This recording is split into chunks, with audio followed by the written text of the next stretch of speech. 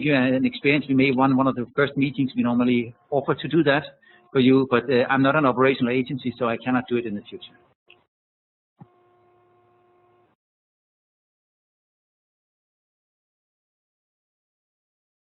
Question from chat from the back. Thank you. Raymond Sainer from CSEND in Geneva and Sciences Po in Paris. You know, next door is another international organization called the World Trade Organization. And one of the difficult decisions that's being discussed but haven't found a solution yet is every country who is a member of WTO gets to have their trade policy being reviewed. I think it's every 4 years. And at the end, a very good quality paper comes out. It's called Trade Policy Review. And it's based so far on a very closed circle, confidential process of asking questions. And the moment is missed for the country to make good use of this really enormous effort to prepare for this trade policy review. So several delegates have asked whether or not it would be possible, technologically speaking, to have remote participation, a bit similar to that's my own thought, a bit to the Human Rights Council, where you have more participation not only within governments. Do you think that's doable? Probably from a technological point of view, shouldn't be too much of a problem, even though in some of the developing countries, the infrastructure might not be there yet. But does ITU have in the future a sort of a roadshow mobile unit which could be handy for all the other international organizations, that you could go and help them, do a bit of capacity building, set up the necessary logistics, and encourage them to not be afraid of having more participation? Thank you.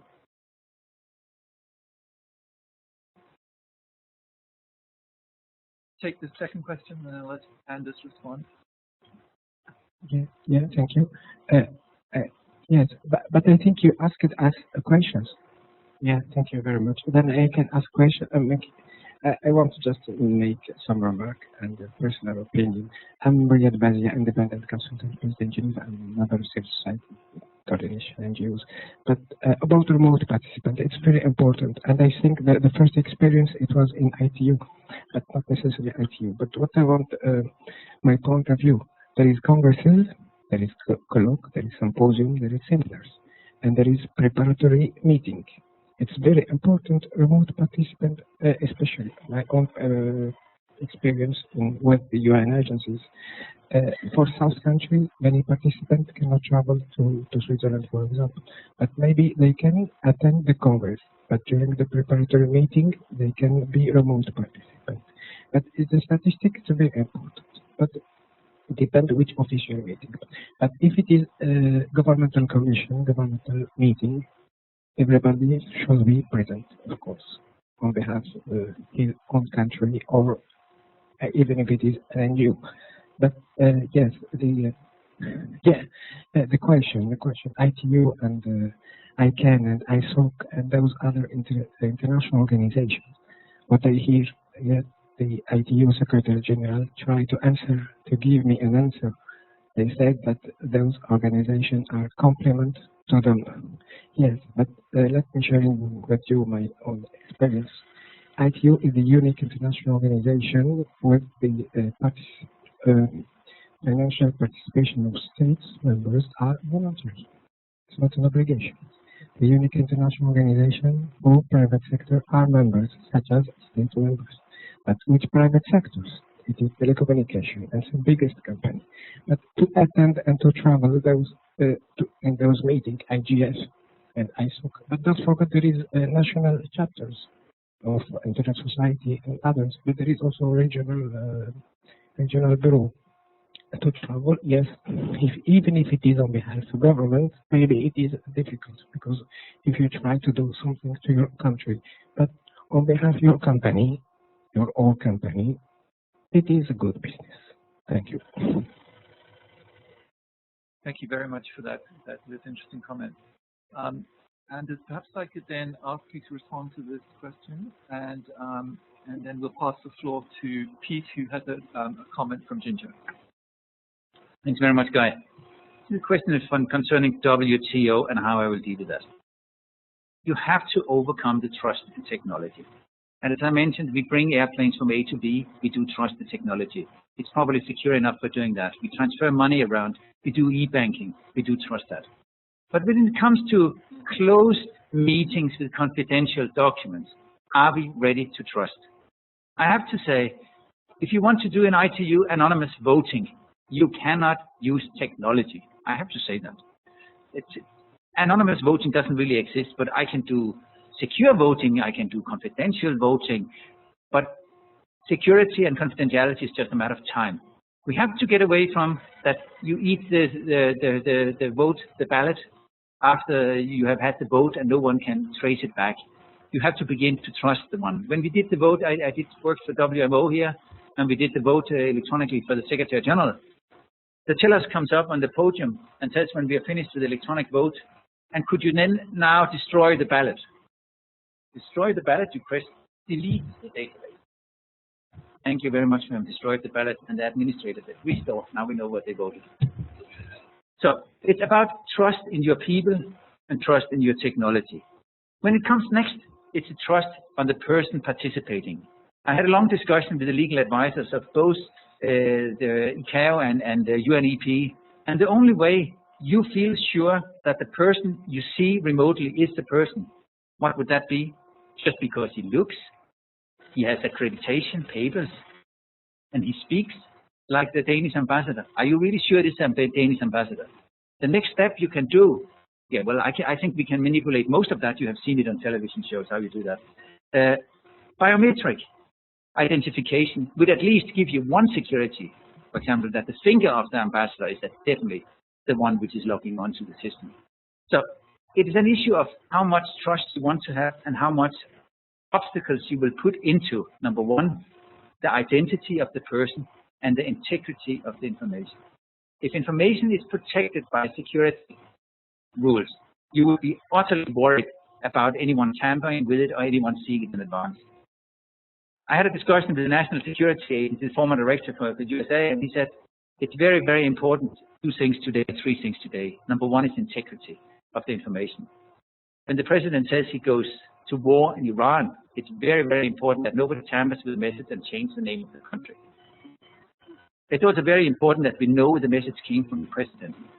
And number three, repudiation, that no one can contest the message.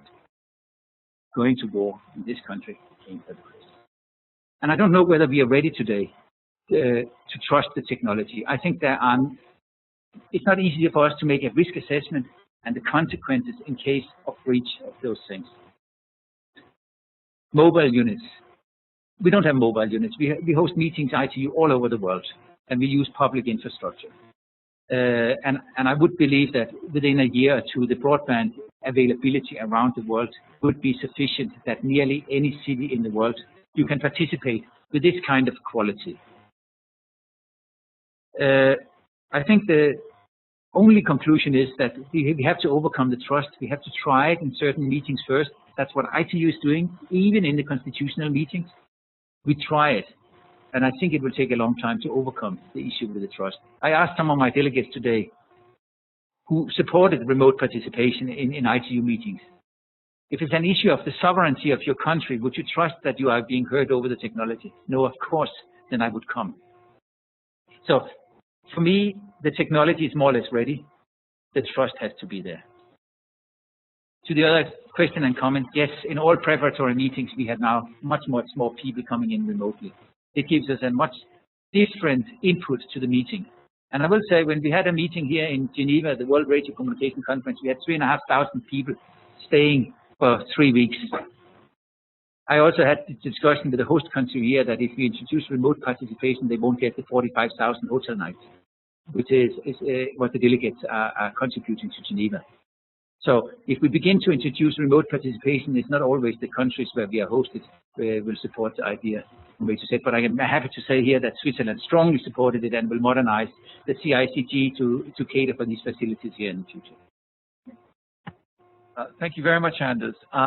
We have one comment from, I think, from Ginger. I think, Peace, you're going to put that to us. And I'd like you to perhaps just make sure Marika is ready to go on, because we're a little bit running out of time after. Thank you.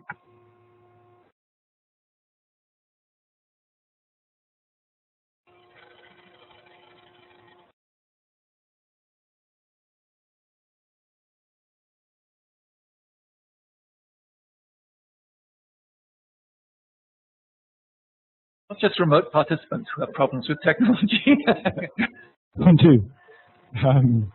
Ginger was saying, you can't see it, there is a chat going on in the remote participation alongside the chat from Twitter. So I thought I'd just comment what Ginger says. It was about your point, Anders, of doesn't need a comment from you. It's about your point on quality.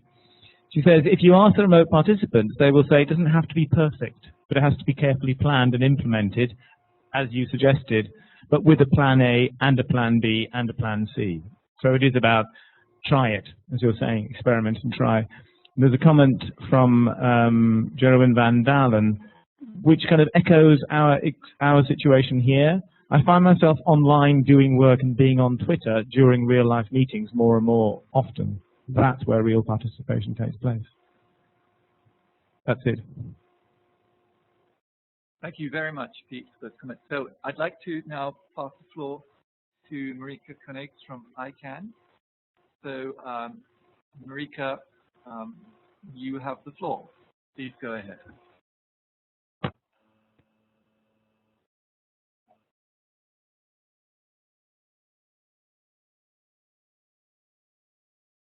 Hello, everyone from Brussels. My name is Marika Koenigs, and I'm a Senior Policy Director and Team Leader for the Generic Name Supporting Organization at ICANN, and ICANN stands for the Internet Corporation for Assigned Names and Numbers. I'm actually sitting in for my colleague Janice Lang, who is a member of our project office and who's responsible for running our fellowship program, as well as a key member of the team that is responsible for remote participation services at ICANN. But unfortunately, she couldn't be with you today. So I'm happy to take any credit for this presentation, but any criticism or difficult questions, I happily pass on to her.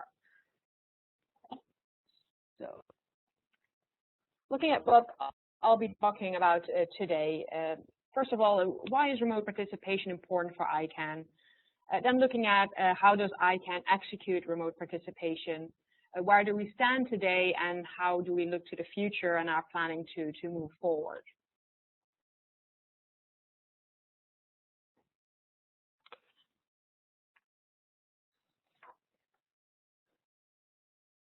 So flexibility and multiple options are required for the global and diverse audience that participates in ICANN. This includes participation in ICANN meetings, but also work that is done within the different ICANN structures, like working groups and committees. Although the focus of this presentation is on remote participation at ICANN meetings, many of the same tools and techniques are used for other efforts that take place within ICANN that also rely heavily on remote participation to do their work. So new topics like internationalized domain names and the new generic top-level domains program have brought in a number of new participants to ICANN who we need to engage and who may have different requirements and expectations of how work is being done at ICANN. However, financial and travel constraints, as pointed out by previous speakers, don't always allow for everyone to participate face-to-face in these meetings. So we need to find viable options to ensure equal opportunities for everyone to have their voice heard, as we are a global body that is multi-stakeholder and depends on a broad participation and engagement. So our efforts in this area are really focused towards narrowing the gap between those that are in the room and those that are not.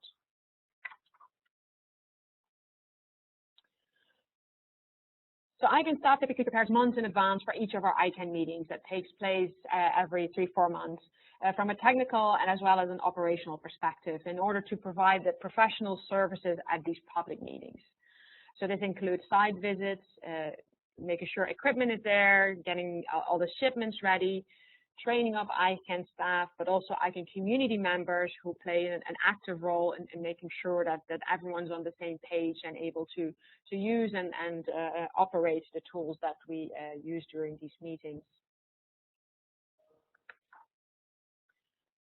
So our tech team conducts site visits early on, so they understand the lay of the land, they assess the location's ability to provide the required services, and make sure that all the services are set to the ICANN standards.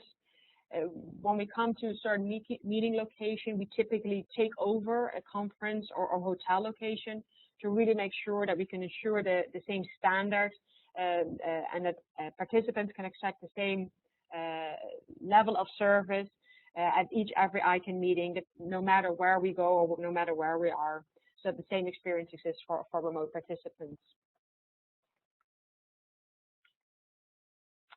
So all levels of services covered at ICANN reach out to an audience with different capabilities and requirements, which reflect the needs of our global community.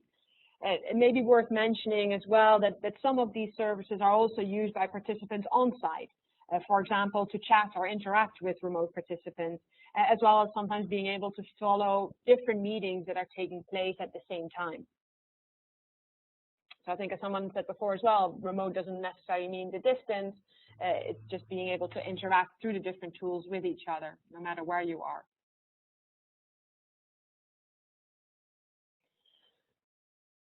So if the audience will be in locations or have tools that cannot access full services such as Adobe Connect, we really make sure that discussion around the appropriate and cost-effective tools are completed before the sessions, because it's most important that the low bandwidth experience has the same presentation before the session as being provided in the high bandwidth environment.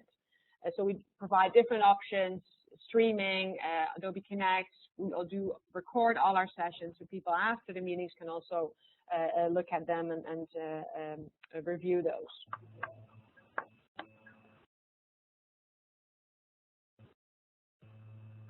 So even in a high bandwidth environment, choices of services are based on the audience you're reaching and the costs that are involved.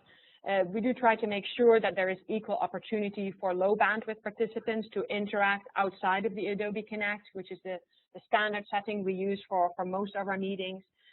Or we try to provide other methods of presentation, for example, by a live phone line, or the ability to comment after the recording and or transcript has been posted.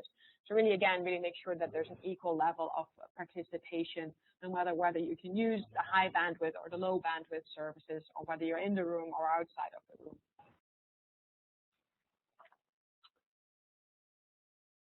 So remote participation training sessions are always held in advance of ICANN meetings to ensure staff and community members that support remote participation functions are consistent in their approach to the services offered, and everyone is trained in the use of the tools, including Adobe Connect. Part of our excellence in remote participation is to aim to have all the presentations posted 48 hours ahead of each meeting to allow for remote and on-site participants to review these prior to the meetings. And I know this is our goal, and it doesn't always happen, but we do try to encourage everyone to take that into account as they work on the preparations for their meetings. And in addition, communication is key, especially for remote participants. And this includes adhering to the standards of behavior for all participants.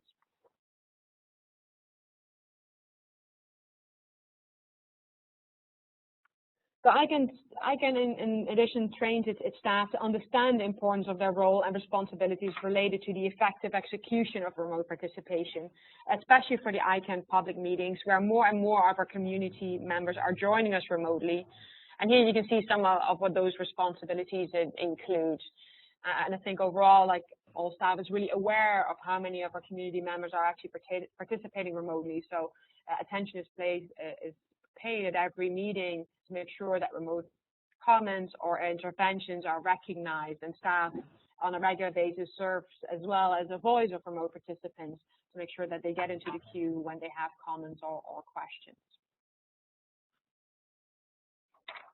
So whatever method of sharing presentations or communications we choose, we do want to make sure that our staff as well as community members are able to use that system successfully, and that the system meets their goals and expectations. In ICANN's case, we currently use Adobe Connect at our meetings for the best success and remote participation. And again, there are different options, I think, as you can see as well, similarly to WebEx and certain meetings to have videos, have chat, private chat. And again, depending on the meeting, the Adobe Connect will be configured to make sure that an equal level of participation is guaranteed depending on the goals and the expectations for that specific session. As mentioned before, everyone is expected to follow the ICANN expected standards of behaviors. These were adopted in May 2012 to really ensure that those who take part in ICANN's multi-stakeholder process, and this includes the board, staff, and all those that are involved in supporting organizations and advisory committees, undertake to conduct themselves in a respectful and professional manner while undertaking the work of the global internet. So everyone is also reminded of these expected standards in every Adobe Connect room, and there's a perception that some members are not aware of that. We remind them that they are supposed to act in accordance with these standards. I won't cover them all, but as you can see, there are a number of important ones there that really help facilitate the participation and make sure that everyone acts under the same norms and standards.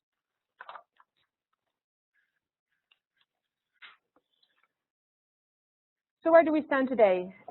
In addition to remote participation facilities that are provided throughout the year for numerous working groups, advisory committees, and supporting organizations, over 200 sessions are supported with remote participation during every ICANN meeting. So that's substantial. As noted before, different services may be provided for different meetings, but typically Adobe Connect participation is at a minimum available for all those sessions. And many meetings are also covered by live interpretation and scribing.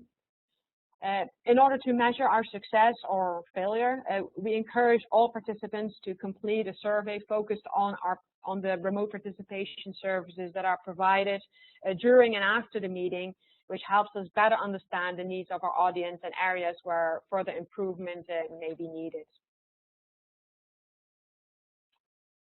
So how are we planning to move forward? In order to ensure that we keep up the pace with the growing ICANN community and diversity of participants, we need to understand the needs of these new participants. Do they differ from the current participants, or are these needs similar? How do we improve? How do we adjust? This includes improvements that may be needed in technical services for developing nations, as well as expanding our language services. In addition to the surveys, we carry out and we receive feedback directly from our community members. Hearing from others at meetings like these, this all helps us to benchmark our efforts with other similar organizations that also operate in an international environment with many people participating remotely. So in conclusion, remote participation has become an intrinsic part of how ICANN works, and its success plays an important role in how successful ICANN is and has to be in engaging the global internet community in its works and activities. And with that, I conclude my presentation.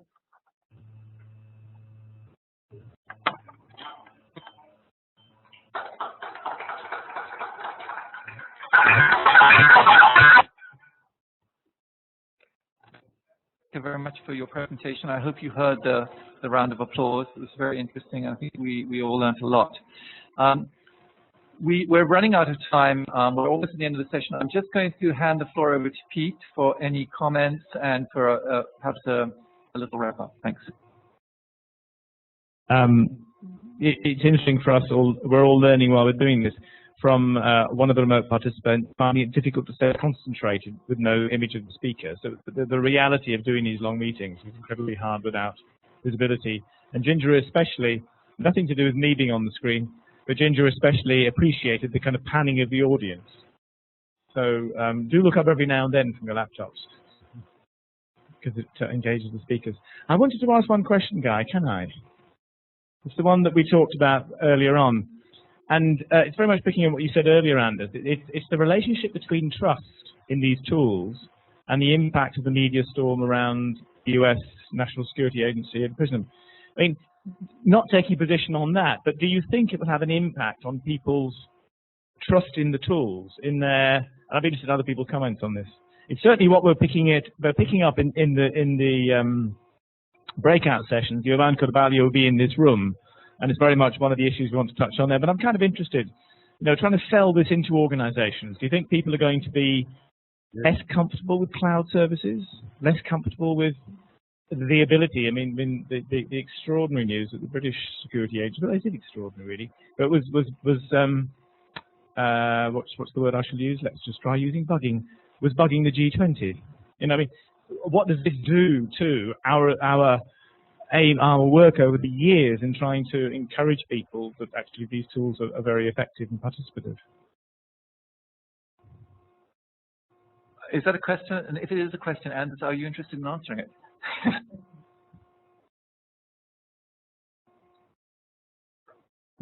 Thanks very much. I think I will have to say here, I'd like to answer it in my private capacity. Trust in technology will take a long time. When we saw the latest news from the NSA, I discussed with my children and said, "Isn't it amazing that you can look into everything?" The first thing my son said, "Oh, you're not aware of it." And I think it's perhaps my generation and some of us here in the room who have to realize that we have a great tool today. Information is available all around the world. What a surprise. I can sit here and search what is available in Sweden and in Germany and in Ghana, but we don't allow anyone, our governments, to do the same, or we don't expect them to do the same. And I think it's a mental challenge for all of us that we like to have the benefits ourselves, but we still believe that it's not being used against us.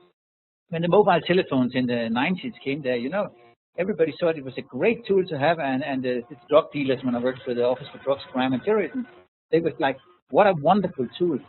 Are you really sure that's a wonderful tool? As soon as the telephone is available, that somebody can monitor where the telephone is. And it doesn't take many seconds to do this. So it's a whole issue about how do we behave in cyberspace here in the future. I don't think it changes really the way we will be using it because of one incident here with the NSA.